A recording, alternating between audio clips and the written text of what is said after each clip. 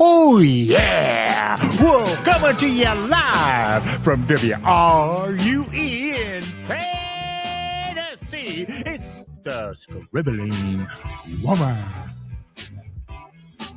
Hi, I'm Nancy Rue. I am a scribbling woman, and so are you. And that's why we're having this conversation. Here, we talk about the writerly life that is unique to you, no matter your age, your season, or where you are in your creative journey. You are now an official Scribbly, so let's talk. So, in this series of episodes on writing when you're not necessarily putting pen to paper, we have a guest in the studio today to share her professional expertise. Jim, would you do the honors? Coming to us from Nashville, Tennessee, it's Jessica Pearson. You have now been officially introduced, Jess.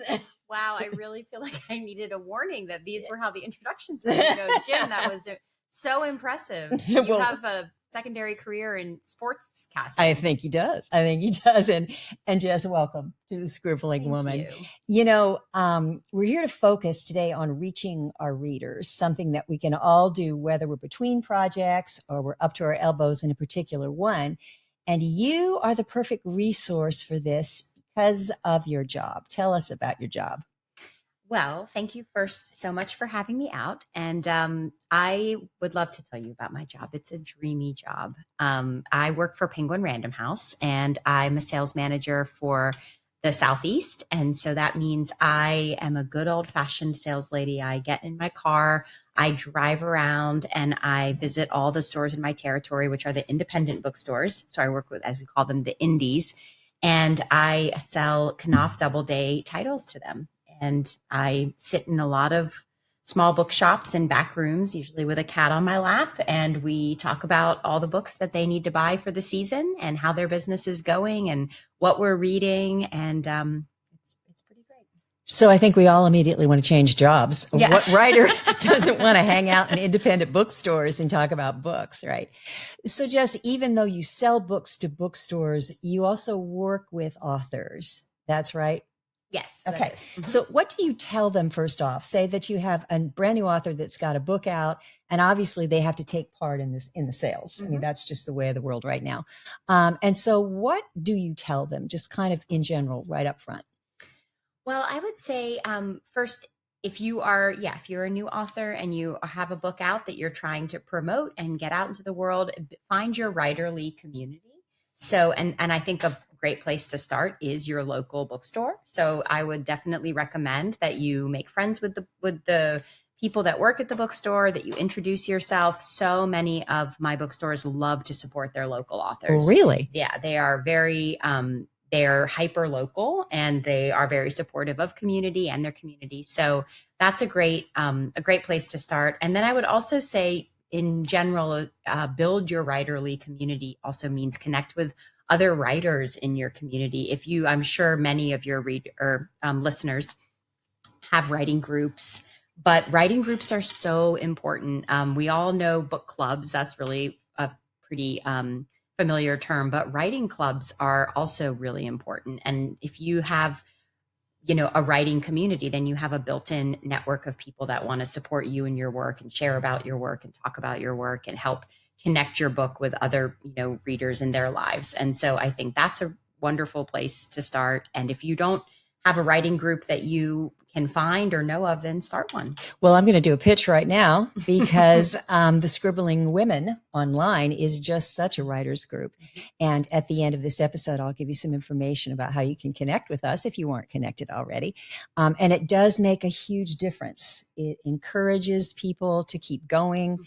And what you don't know, I might know, and what I know, you might not know. It really, truly is amazing. And I have never heard a salesperson give that piece of advice. So thank you. Oh, yeah. Yeah. So I've asked you to come in here with a couple of other pieces of advice for actually selling, whether it's an indie author or self-published, as we say, or someone who's publishing traditionally. What's one piece of advice you want to share with us? Well, I know everybody's heard this, and I was hesitant to even remind people about it because I know writers, it can be very tough to think about self-promotion. That's an awkward thing to do. We hate it. Yeah.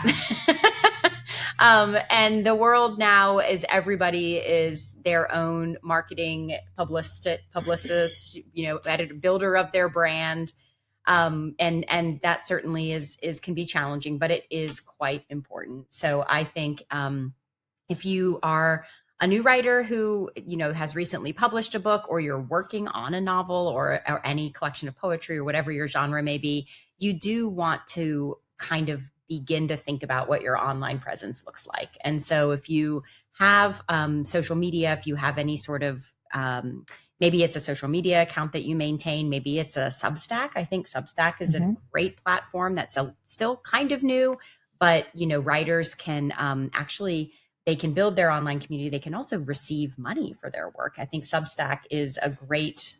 True. Are you familiar? You're right. I am on Substack. You can have paid subscribers. Yeah, you can have paid subscribers. And I think we're continuing to promote this idea that, art has value and that it's important to pay for things that we want to consume.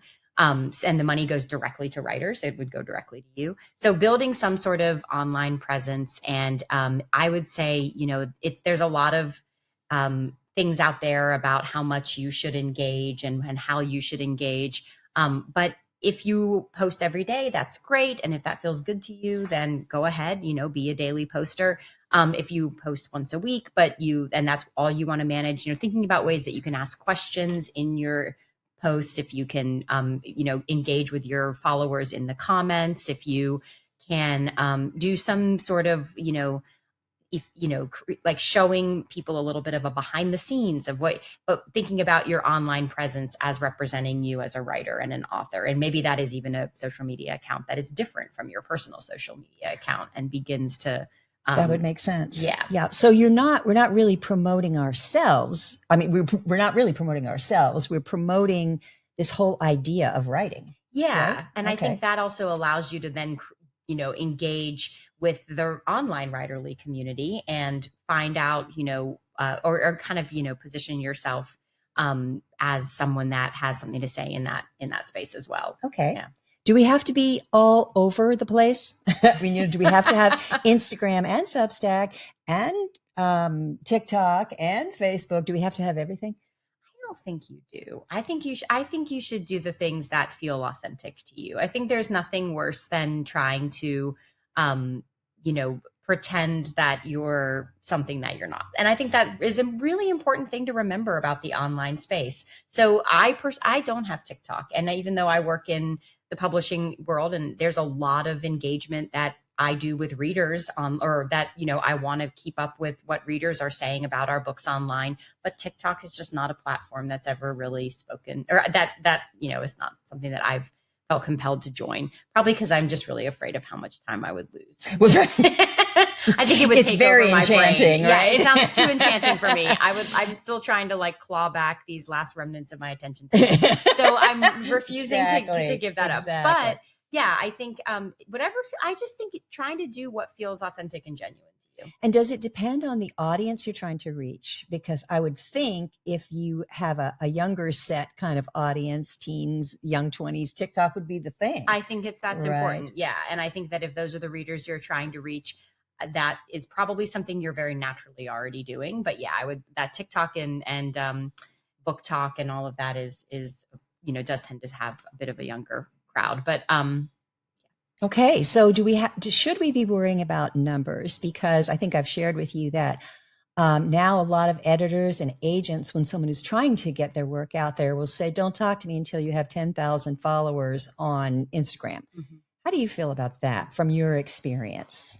Well, I think that, there's a lot of noise and there are a lot of agents out there. And I think that is a way that agents just try to kind of quickly cull. And that might be based on the level of writer that they're used to representing, or that might be somewhat of an indication as to, who their roster of authors may be. Mm-hmm. I don't think it should necessarily discourage you. I mean, if if that could be inspiring, that could be motivating, that could be something that you decide, okay, that's the goal I want to set for myself. Again, if it feels authentic to you, I don't think there's anything wrong with trying to build a really big online following. But if that's what you're hearing and that feels daunting or overwhelming, or you're like, I'm not even close to 10,000 followers, there are other agents, there are other ways of getting, and I think this is another piece of advice, which we have heard this a million times, but I think it just continues to bear repeating.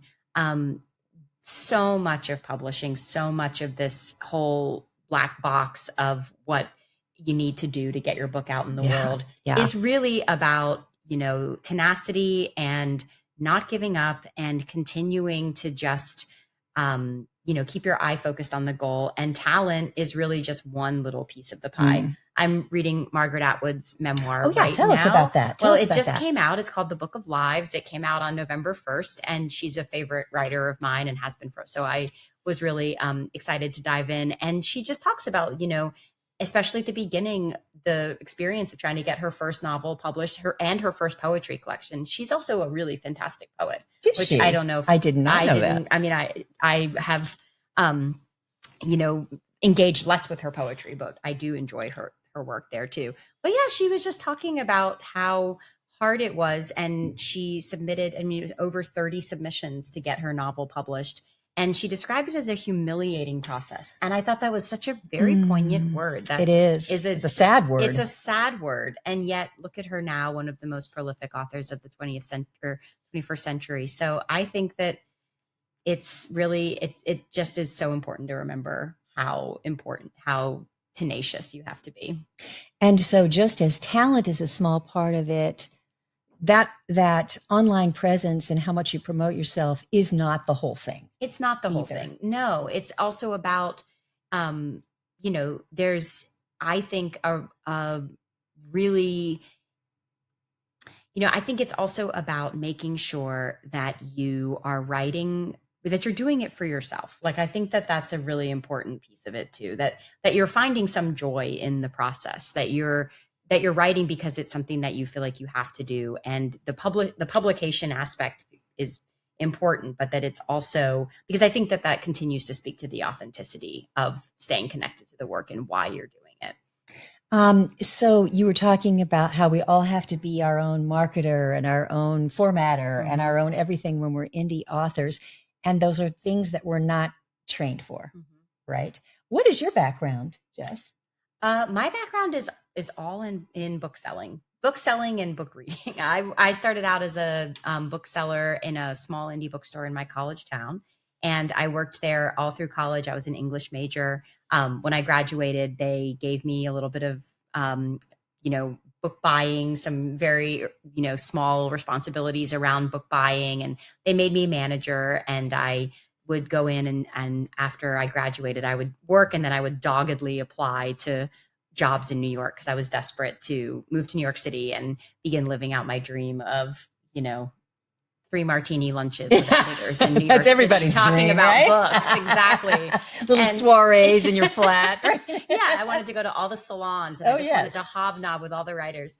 But then I eventually realized that they don't read those resumes, and those online portals for job applications are very hard to get noticed in the big slush pile. So it's like just like a writer. Just like a writer. It's the slush pile of resumes. So I did move to New York. I ended up getting a job off of Craigslist when you could still put your life together on Craigslist. Okay. This was like the early odds. Those were the days. Yeah, right? You could get an apartment, you could get a job, you could get furniture, you could get, it was great.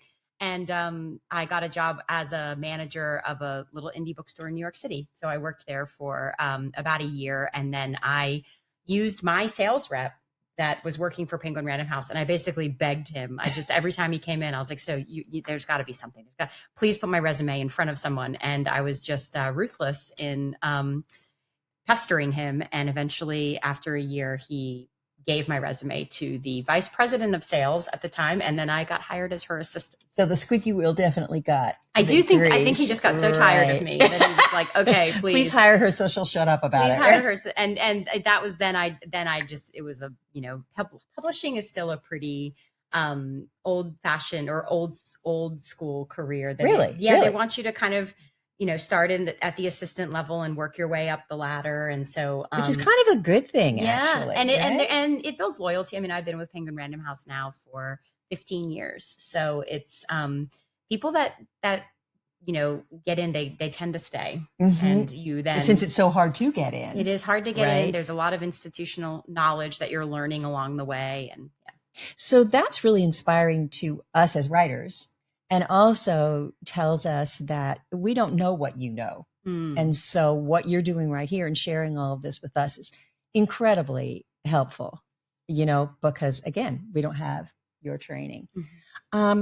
So you're going to talk a little bit about resumes. Speaking of which, tell us a little bit about that. Why is that important for an author? Yeah, I think building your, and I do know that that agents pay attention to things like this. If you are pitching your first book and you are doing the submissions process of sending out query letters, and you are sending out sample chapters and all of that, I think that whatever else you can provide that can show that there is some way that your work that people have engaged with your work. So if you're a novelist, I would say trying to publish, maybe not having your eye set on that big prize of, I've got to just get my novel published. That's what I'm, focused on. That's all I'm caring about. If along the way you can think about publishing some short stories or publishing, even sending out, maybe there's a portion of your novel that you could workshop into a short story,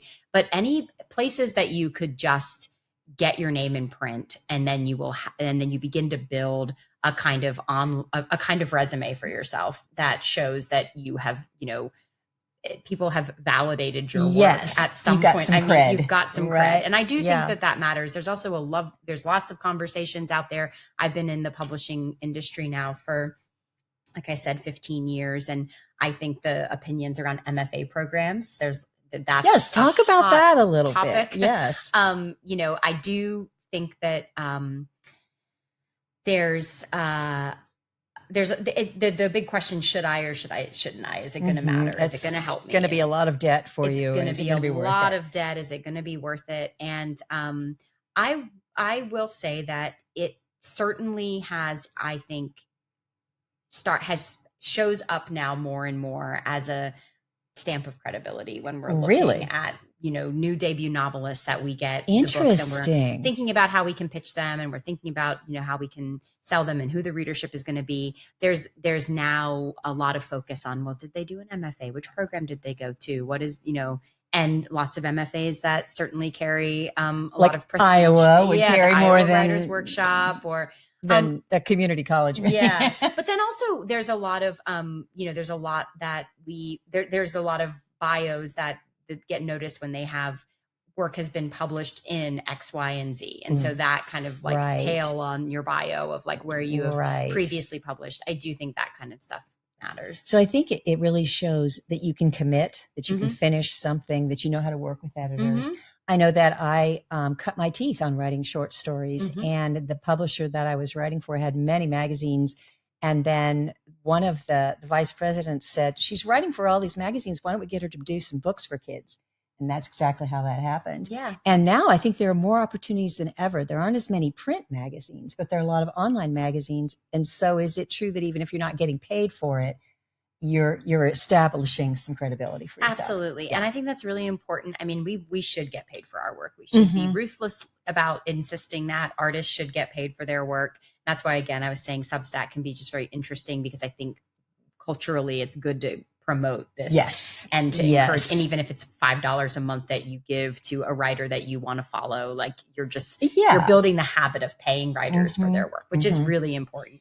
And there are a lot of, especially online places that, while they may not pay, it still is going to, and again, I use the word legitimize only in the space to say that it's part of building that writerly resume that I do think is important. You're not legitimizing it for yourself. Yes. You are for those people who have some power. Exactly. And we have to acknowledge that. Right. Sure. So you've used the word ruthless, and that's not something that we talk about a lot, but what I'm hearing you say is that the artists artist and the ruthless promoter kind of have to go hand in hand. And again, that's not something you often see in creative writers, but it can be developed, you're saying. I think it can be developed. And I think that, again, that's where the writer communities can be so helpful. You know, if you have, it's kind of about, if it's not something that comes very naturally to you, investing in yourself and investing in the self of you that is the writer. There's a lot of, you can take classes, or you can, do workshops, or you can find here in Nashville. I'll just use the example. We have the Porch, which is the literary collective, literary nonprofit that is based here.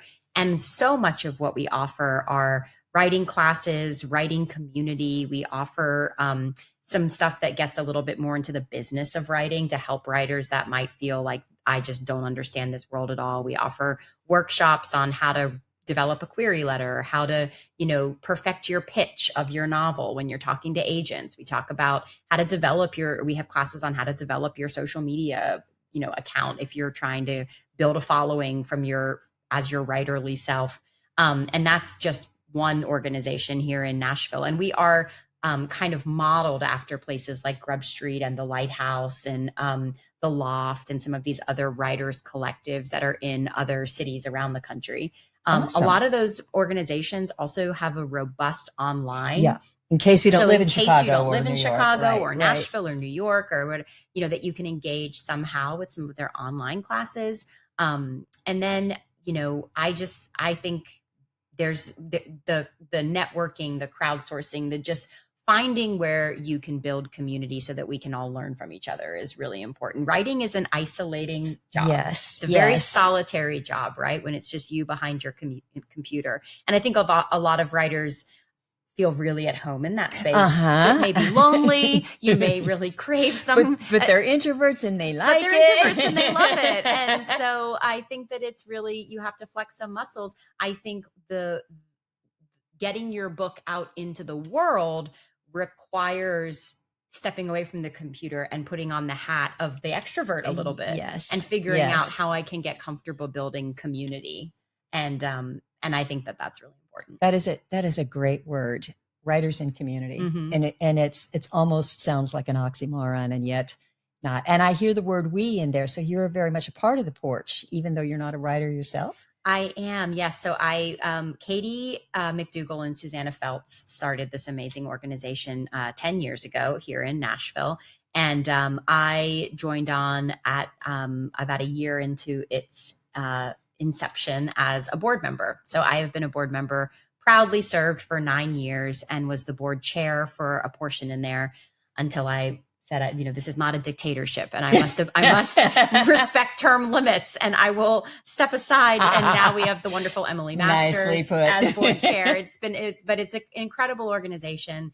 And I have taken many classes from them and used, and benefited from their offerings. I am getting more and more comfortable calling myself a writer, but I'd love to hear more what you think about this, Nancy. I have never officially published anything. So I think sometimes that, speaking about legitimizing, am I a legitimate writer because I haven't published anything yet? But I do like writing, and I do like playing around with that creative form. Well, I will say to you that if you write, you are a writer.